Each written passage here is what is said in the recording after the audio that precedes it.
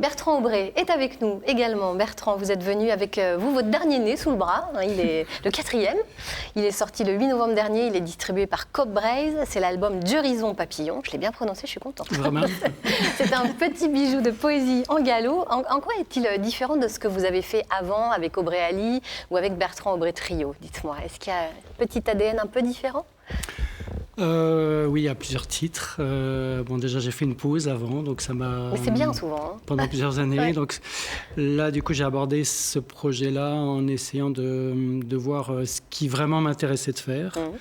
D'une part, ce que j'ai essayé, c'est de pousser encore plus loin le travail de poésie et de ce qu'on appelle la prosodie, c'est le lien entre la mélodie et le texte, pour mieux valoriser encore la prononciation du gallo, c'est-à-dire les sons du gallo. Ça, c'est une chose qui m'a beaucoup intéressé. Donc là, j'ai entre autres pioché dans certaines techniques qu'on a en langue turque ou en langue kurde. Vous allez intéresser énormément Émilie à côté.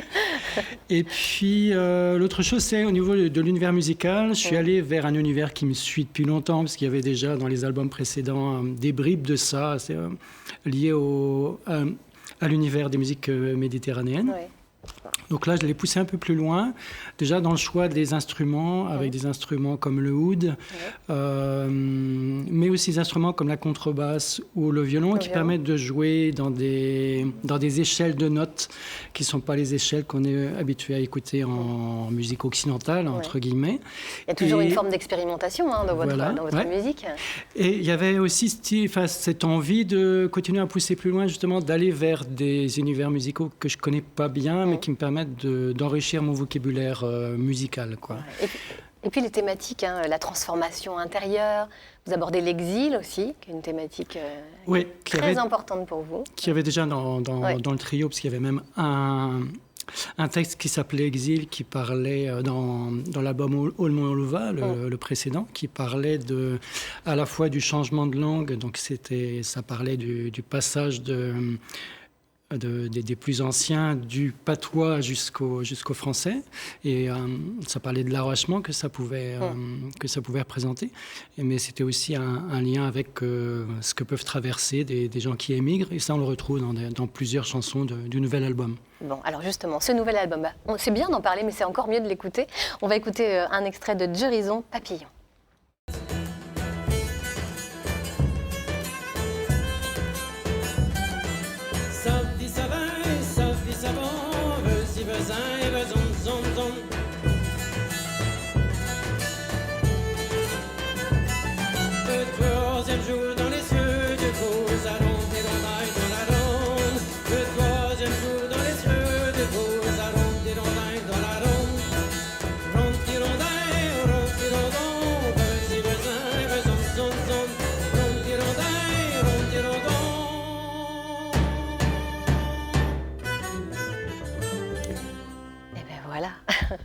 Un voyage entre gallo et Méditerranée, finalement, les deux cultures qui se rencontrent. Alors, au-delà de l'album, on vous entend chanter en gallo.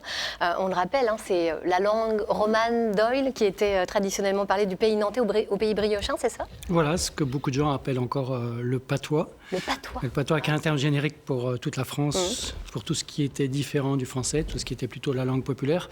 Par gallo, on nomme effectivement ce qui est parlé dans ce territoire que vous avez nommé, et voilà, qui a des parentés avec ce qui se parle en Wallonie ou à Jersey, par exemple, et aussi en Picardie, Morvan, etc. Il y a combien de locuteurs en gallo aujourd'hui?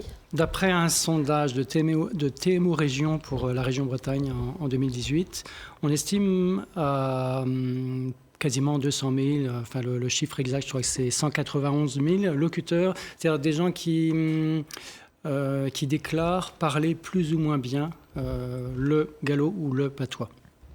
D'accord, donc c'est autant que les locuteurs bretons? Oui, exactement, à peu près exactement, avec la différence qu'en gallo, on a assez peu de nouveaux locuteurs, puisqu'il n'y a pas très peu d'enseignement du gallo en école, en tout cas. Il y a un enseignement pour adultes, mais très peu en école. Quand même en collège et lycée, mais voilà. Si on prend la population globalement, oui, on est à peu près au même niveau. Sachant que quand même en Loire-Atlantique, l'enquête portait aussi sur la Loire-Atlantique, Il y a probablement une sous-déclaration, c'est-à-dire que peu de gens assument le fait qu'ils parlent le patois ou alors ne se rendent pas compte parce que on est dans l'Académie de Nantes, qui a eu très peu d'enseignements, il y a eu très peu de communication dans les médias sur le sujet. Donc peu de gens sont conscients de l'existence même du gallo. Bon, alors on va revenir vers un événement justement qui mettait à l'honneur la langue galaise. C'était l'été dernier, la 40e édition des Assemblées galaises battait son plein. Le seul festival intégralement consacré pendant une semaine à la culture bretonne d'expression galaise. Elle organise des stages de gallo. On regarde tout de suite.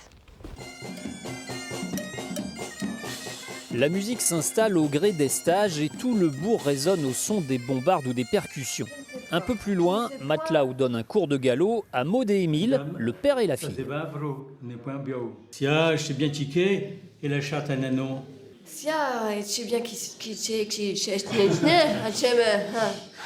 Maud vient réveiller une langue enfouie quelque part en elle. Je l'ai entendu quand j'étais petite, mais c'était du coup une langue qui était cachée. Et comme tous les enfants, on aime bien ce qui est caché, donc j'allais traîner mes oreilles. Mais j'ai jamais eu vraiment de dialogue, c'est des mots qui sont restés comme ça dans la tête. Émile, trait d'union entre les générations, arrive avec quelques expressions tout en images, souvenirs de conversations d'autrefois avec une tante.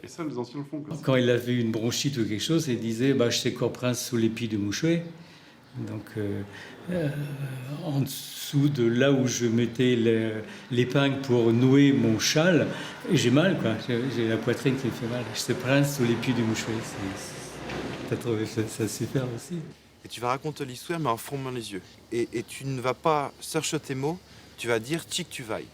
Autre cours, en plein air cette fois, gallo toujours, mais à travers le conte.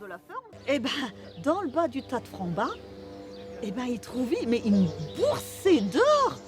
Le conte, un bon outil pédagogique. Le conte, c'est la littérature des gens sans écriture.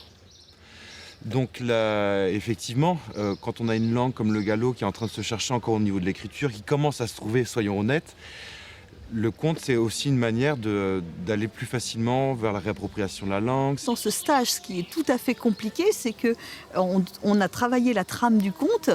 Et puis, c'est de se faire les images et de se dire que les mots doivent couler tout seuls.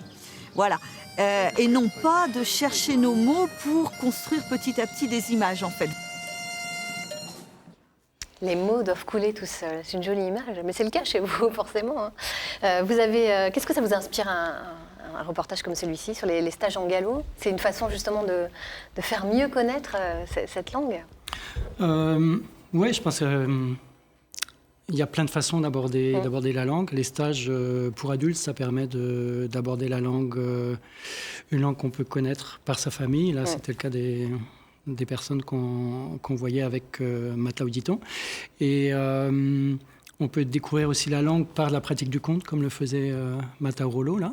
Oui. Donc voilà, on a besoin d'événements comme ça. Oui. Bon, en plus, les Assemblées galaises, le gallo, c'est un festival qui porte le gallo par différentes entrées, par les spectacles, par les stages. Et donc, c'est un événement qui est vraiment important. Ouais, vous vous êtes récemment produit également dans le cadre de la Boque d'Or, qui est un très joli festival également à Redon. Et puis, vous avez reçu en 2018 le prix du gallo de la région Bretagne dans la catégorie Action culturelle. Est-ce que vous avez envie d'avoir un petit peu un rôle d'ambassadeur du gallo, finalement, via votre musique, bien sûr parce que...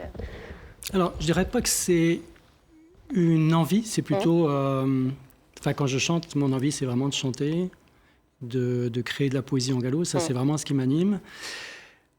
Ensuite, c'est vrai que je chante dans une langue qui a fait l'objet de discrimination, comme toutes les langues de France. Et que je veux dire discrimination, c'est-à-dire qu'à l'école, on a interdit, on a délégitimé en faisant croire que c'était de la déformation du français.